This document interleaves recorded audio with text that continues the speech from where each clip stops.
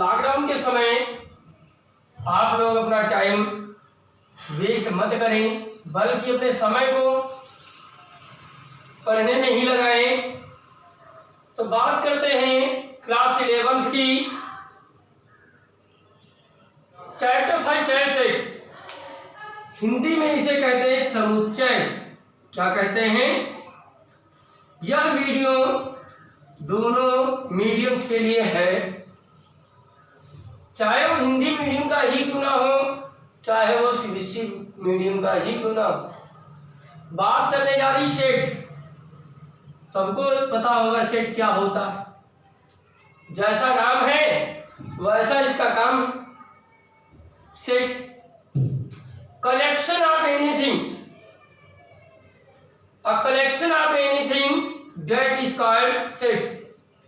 Collection किसी का कर दो, collection of anything,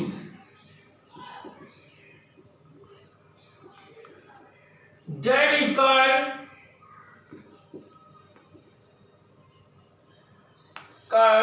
set।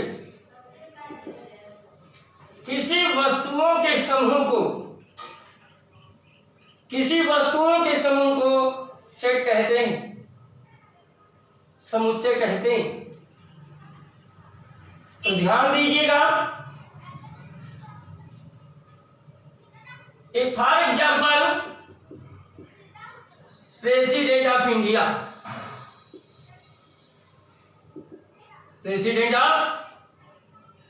Of India, India के समस्त राष्ट्रपति, प्रेसिडेंट का जो समूह बनेगा उसे हम सेट बोल देंगे। ये डिफिनीशन लिखने के लिए नहीं आती, ये समझना है आपको कि सेट है क्या। अब इसकी फर्स्ट बात ये आती है, अब हमारा सिलेबस चालू हो रहा है, विद्यार्थी ध्यान दीजिएगा। सेट को दो तरीके से रिप्रेजेंट किया जाता है। क्या आप पढ़ाने जा रहे हैं अब?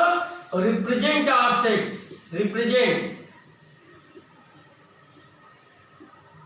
Of sets. सेट्स को कैसे आप रिप्रेजेंट करेंगे, समुच्चय को कैसे प्रदर्शित करें। सेट को दो तरीकों से रिप्रेजेंट किया जाएगा। एक का नाम है लिस्टिंग मेथड। क्या नाम है बच्चों? Listing method. टेबुलर मेथड,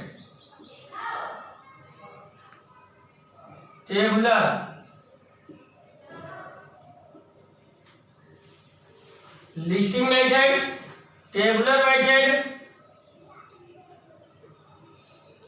तीसरा, ये दो जो है इनके नाम ही है रोस्टर मेथड।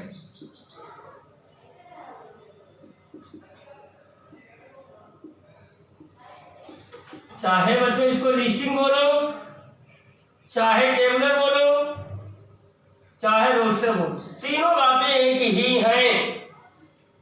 जैसे कृष्ण, कन्हैया, राधे श्याम, उसी तरीके से एक ही मेथड का नाम, ये तीनों की तीनों चीजें एक ही हैं। हिंदी में इसको तालिका कहते हैं। क्या कहते हैं बच्चों? तालिका। टेबुलर को तालिका कहा जाता, तालिका विधि। इसको क्या कहते हैं? सारणीय बद्ध। इसको क्या बोलते हैं बच्चों? रोस्टर को हिंदी में कहते हैं सूची विधि।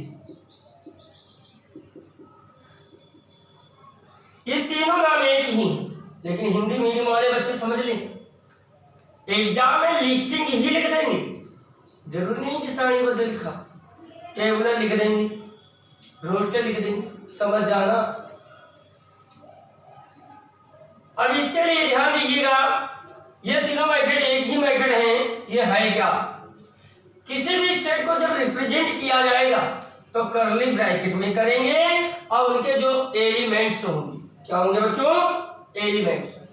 अब समस्या है कि व्हाट इज द एलिमेंट, ये अभी बताएंगे कुछ समय बाद। अभी ध्यान देते हो। जैसे किसी ने कहा कि x is natural number, question एक है x is natural number, natural number less than 5, less than 5। इसको रिप्रेजेंट करना है किस मेथड से? Listing method, tabular method, roster method से। तो बात एक ही, क्या लिखें भाई? x, क्वेश्चन क्या कह रहा है? x वह प्राकृतिक संख्या है जो 5 से कम है। 1 2 3 4। क्या 5 लिखा जाएगा? बिल्कुल नहीं लिखा जाएगा। क्यों? क्योंकि लेस देन 5 बोल रहा है, लेस देन बोल रहा है, तो आप 5 नहीं लिख सकते। तो इस तरीके को हम क्या कहते हैं? लिस्टिंग मेथड बोलो चाहे टेबुलर बोलो। अगला सेकंड मेथड की बात करने जा रहे हैं, सेट बिल्डर फॉर्म। क्या बच्चों बात करने जा रहे हैं? सेट बिल्डर फॉर्म क्या होता है? सेट बिल्डर फॉर्म कहते हैं चाहे उसे प्रॉपर्टी मेथड बोलो। क्या बोले बच्चों? Property method. इसको हिंदी में कहते हैं समुच्चय निर्माण विधि। क्या, सॉरी, इसको कहते हैं प्रॉपर्टी को कहते हैं गुण विधि। क्या बोलते हैं? गुण विधि। इसको समुच्चय निर्माण विधि, निर्माण विधि। इसको किस तरीके से रिप्रेजेंट किया जाएगा? ये भी जैसे वही क्वेश्चन की बात करते हैं, x is a natural number, natural समझते हो प्राकृतिक बच्चों, लेस देन 5, लेस देन, तो आपको करली ब्रैकेट के अंदर लिखेंगे x such that x equal to 1 2 3 4। बहुत सारे तरीके हैं लिखने के, अभी एग्जाम्पल के रूप में एक एक हल्का हल्का दिखा रहे हैं। आगे चल के सेट को रिप्रेजेंट करना सिखा ही चुके हैं। टाइप ऑफ सेट्स की बात करते हैं, उससे पहले हमें कुछ जानना होगा। सपोज करते हैं एक सेट है इस तरीके से 1 2 3 4। समझ में आया? 1 क्या है? एलिमेंट। 1 क्या है बच्चों? एलिमेंट है। किसका? ए का। 2 क्या है? एलिमेंट है। 1 2 3 4 ये क्या है? एलिमेंट। किसके हैं? एक। हिंदी में इसको अवयव कहते हैं। समझ रहे हो? अब हमें ये बात कहनी है वो गणित में, मैथ्स में ये बोलना है अगर मुझे कि 1 एलिमेंट है ए का, तो बोला क्या जाएगा? 1 बिलोंग टू। इसे क्या पढ़ेंगे बच्चों? Belong to. ध्यान दीजिएगा कैसे बनेगा। सी ये 1 बिलोंग कर रहा है, किसको कर रहा है? ए। इसका मतलब 1 ए के अंदर मौजूद है। 2 बिलोंग कर रहा है, किसको? ए को, यानी 2 ए के अंदर है। 3 कर रहा है, किसको? बिलोंग ए को, यानी 3 इसको है। मान लेते 5। क्या 5 इसके अंदर है या नहीं है? नहीं है ना बच्चों, तो नॉट बिलोंग। नॉट बिलोंग कैसे बनेगा? बिलोंग ये क्लास। नॉट बिलोंग टू हो जाएगा 1 बिलोंग कर रहा है को, 2 बिलोंग कर रहा है को, 3 बिलोंग कर रहा है को, 5 बिलोंग कर रहा है, नॉट बिलोंग कर रहा है को। यानी 1 एलिमेंट ए का है, 2 एलिमेंट ए का है, 3 एलिमेंट है, 5 नहीं है। अब अगली बात करते हैं, बिलोंग जान गए हो, नॉट बिलोंग भी जान गए हो। अब कुछ बातें टाइप ऑफ सेट की बात हो जाए। Types of set, type of set क्या होते हैं? ये कितने टाइप के होते हैं सेट, समुच्चय कितने प्रकार के हैं, ध्यान दीजिएगा। पहला सेट नल सेट, यह डिफिनेशन भी हो सकती है लिखने की। नल सेट, नल सेट बोलो, एम्प्टी सेट बोलो, एम्प्टी का मतलब खाली है, नल सेट भी खाली है। यह होता क्या, हिंदी में से रिक्त सेट कहते हैं, रिक्त समुच्चय। मेरे प्यारे प्यारे बच्चों ध्यान दीजिएगा, बहुत अच्छी बात कहने वाला हूं, बहुत छोटी सी डिफिनेशन देने वाला हूं। नल सेट, एम्प्टी सेट, रिक्त समुच्चय क्या होता है? आ सेट एक ऐसा सेट है, आ सेट हैज नो एलिमेंट, एक ऐसा सेट हो जिसमें एक भी एलिमेंट ना हो, उसे नल सेट कहते हैं। क्या कहते हैं? That is called null set. Null set और एम्प्टी सेट, और एम्प्टी सेट लिख सकते हैं। हिंदी मीडियम वाले बच्चों ध्यान से सुनिए, आगे चलकर पूरी मैथ इंग्लिश में ही हो जाती है, जरा इंग्लिश में ध्यान दीजिएगा। A set has no element, that is called null set. It is denoted by phi. phi जानते हो, क्लास 10 में पढ़ चुके हो मैग्नेटिक चैप्टर में, फिजिक्स में मैग्नेटिक फील्ड में पढ़ा था कि नहीं पढ़ा था, जिसकी यूनिट क्या थी, weber by phi. A set has no element, that is called null set. It is denoted by phi. ये जब phi से डिनोट किया जाता है, फॉर एग्जाम्पल एक ऐसा सेट का दीजिए जिसमें एक भी एलिमेंट ना हो। जानते हो,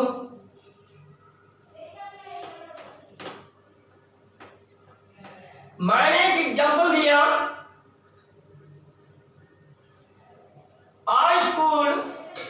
the school has no students, एक ऐसा स्कूल जिसमें एक भी स्टूडेंट ना हो, तो ऐसा पॉसिबल ही नहीं। अगर स्कूल होगा तो उसमें स्टूडेंट होंगे जरूर, अगर स्कूल ही नहीं तो स्टूडेंट ही नहीं। इसलिए फाई, इसको मंझले ब्रैकेट कर्ली ब्रैकेट से बना के छोड़ दो, ये फाई, यानी उसके अंदर एक भी एलिमेंट ना है। अभी कह दिया जाए कि वीक यानी सप्ताह में जो 8 डेज होते हैं नहीं लिखो, तो नल सेट हो गया बच्चों, क्योंकि वीक में 8 एलिमेंट्स होते ही नहीं है, 7 डेज होते हैं। समझ रहे हो? ऐसे ईयर का नेम बताओ जिसमें 14 मंथ हो, ऐसा ईयर का नाम बताओ कौन सा ईयर था जिसमें 14 मंथ है। तो बेटा ऐसा कोई ईयर ही नहीं जिसमें 14 मंथ्स हो, इसलिए नल सेट हो जाएगा। समझ रहे हो? अगली बात करते हैं,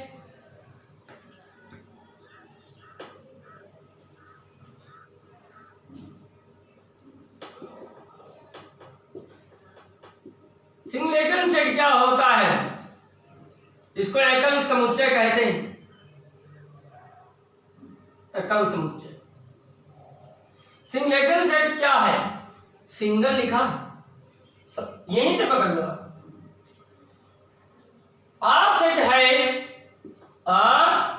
set has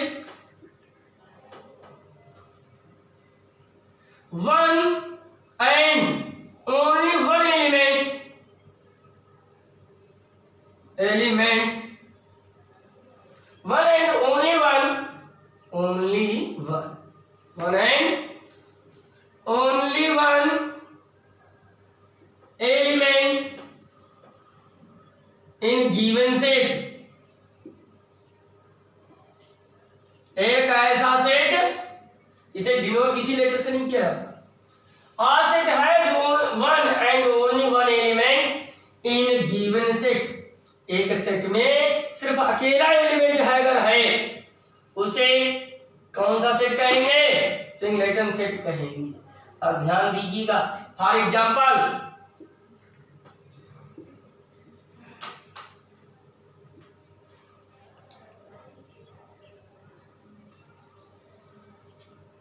ऐसे एग्जाम्पल जिसमें एक ही एलिमेंट हो, जिसे क्या कहेंगे? जैसे मैंने दिया एग्जाम्पल के रूप में 0 लिखा। 0 क्या है? अकेला एलिमेंट, इसलिए बेटा यह सिंगलेटन सेट हो गया।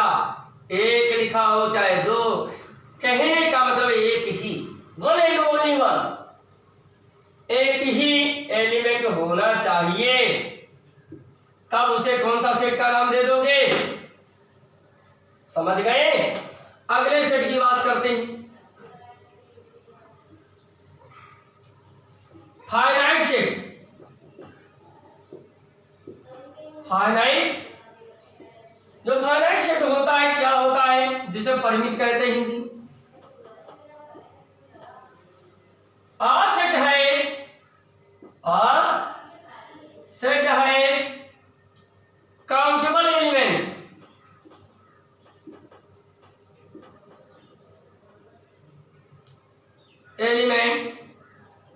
एक set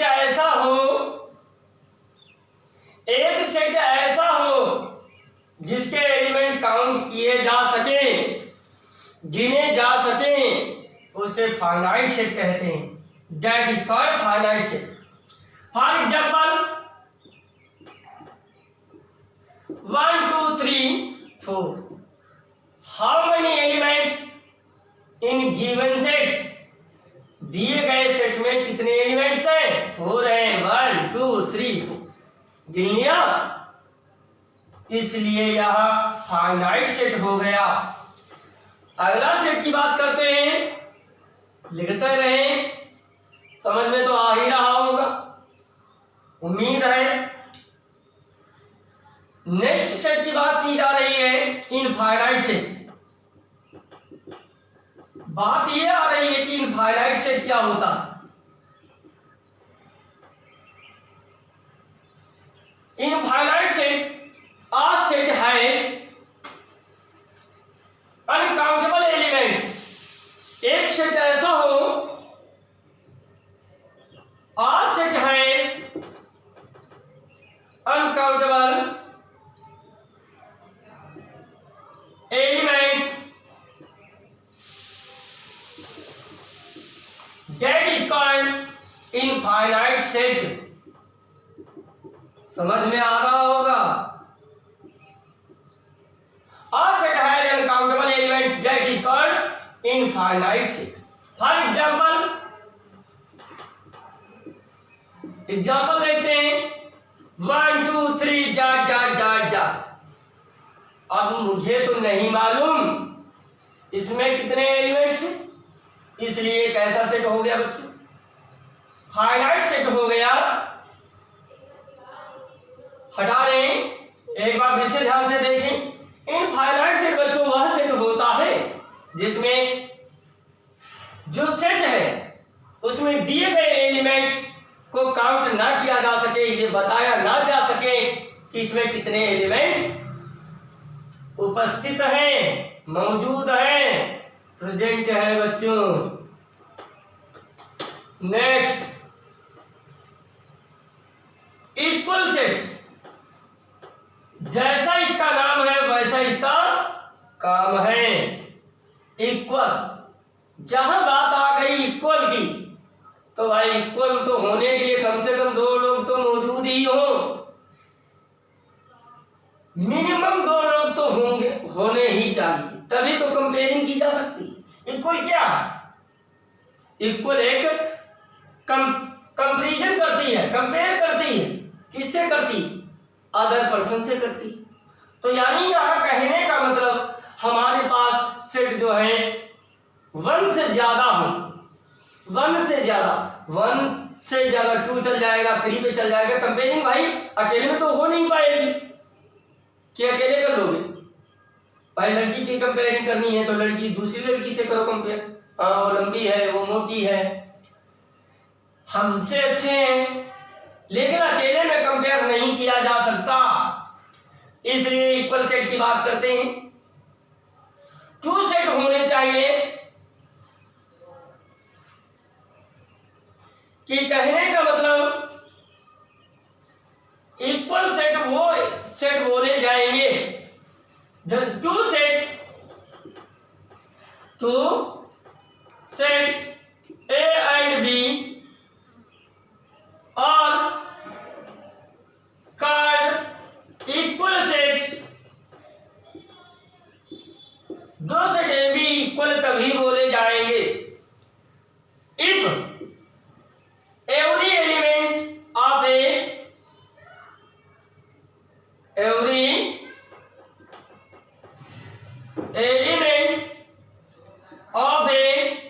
belong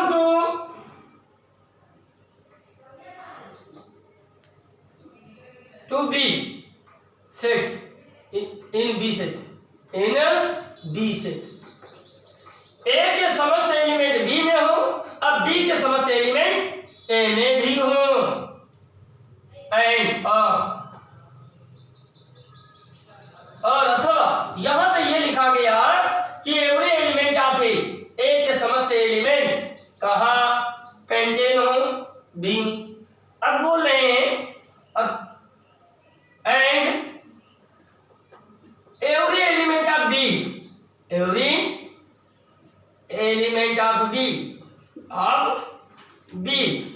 belong to in A set। अब तुम लोग सोच रहे होंगे बार बार क्यों लिख रहे हैं, जैसे मैंने ये डिफिनीशन नोट कीजिए, एग्जांपल दे रहे हैं। एक बात ये कहने जा रहे, ध्यान दीजिए, 1 2 3 B 1 2 3 4। अब ध्यान दो, A के समस्त एलिमेंट 1 इसमें भी है, 2 भी है, इसमें बिलोंग कर रहा, 3 भी बिलोंग कर रहा, तो इक्वल नहीं हो पाएगा। क्यों? क्योंकि B के भी A में हो और A के भी B में, इसलिए वो डिफिनीशन दो बार लिखी थी। ये इक्वल सेट नहीं, क्या लिखेंगे? Not equal. समझ रहे हो? तो फॉर एग्जाम्पल इक्वल सेट के लिए एक सेट ऐसा ले लिया 2 4 6, B एक सेट ले लिया 4 2 6। Every element of A belong to B and every element of B belong to in set A. That is called equal set. Last set की बात करने जा रहे हैं, कल से एक्सरसाइज चालू हो जाएगी, डेफिनेशन नोट करते रहें। इक्विवेलेंट सेट, क्या बच्चों? इक्विवेलेंट नाम तो सुना है, कहा तुम लोगों ने इक्विवेलेंट का नाम सुना? इक्विवेलेंट आपने इक्विवेलेंस इलेक्ट्रॉन केमिस्ट्री में पढ़े 10th वाले बच्चों ने। इक्विवेलेंस इलेक्ट्रॉन क्या होती, उसी प्रकार इक्विवेलेंट सेट। 2 सेट ऐसे हों कि दोनों सेटों में एलिमेंट के नंबर से बराबर हो। 2 set A and B, 2 set ऐसे हों, कौन कौन से? A और B, और कौन equivalent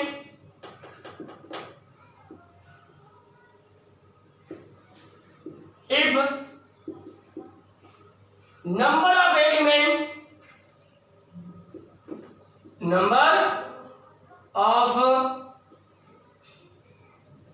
the element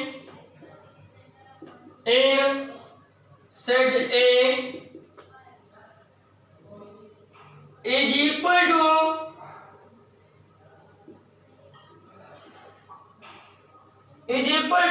number of element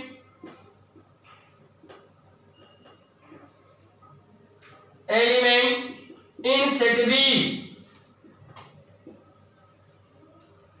set A के एलिमेंट सेट बी में एलिमेंट उपस्थित बराबर हो, वो सेम हो या ना हो, इससे कोई दिक्कत नहीं। जैसे एक सेट ए और बी लिया गया 1 2 3, एक बी सेट लिया गया ए बी सी, यहां पर एलिमेंट कितने हैं 3, कैसे लिखें?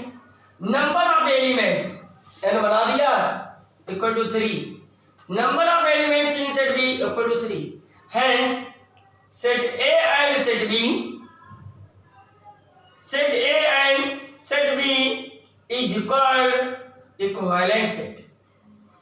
तो कहा जा सकता है जितने इक्वल सेट होते हैं उन्हें इक्विवेलेंट सेट बोला जा सकता। Every equal set is called equivalent set, but every equivalent set is not equal set. यहां पर यह वीडियो समाप्त किया जा रहा है। हमारे चैनल को सब्सक्राइब कीजिए और लाइक कीजिए, शेयर कीजिए। अब इसी चैनल पे कुछ कॉम्पिटिटिव वीडियो भी अपलोड करने वाले हैं और हमारे चैनल के माध्यम से लोगों को जरूर समझाएं, सजेशन जरूर दें।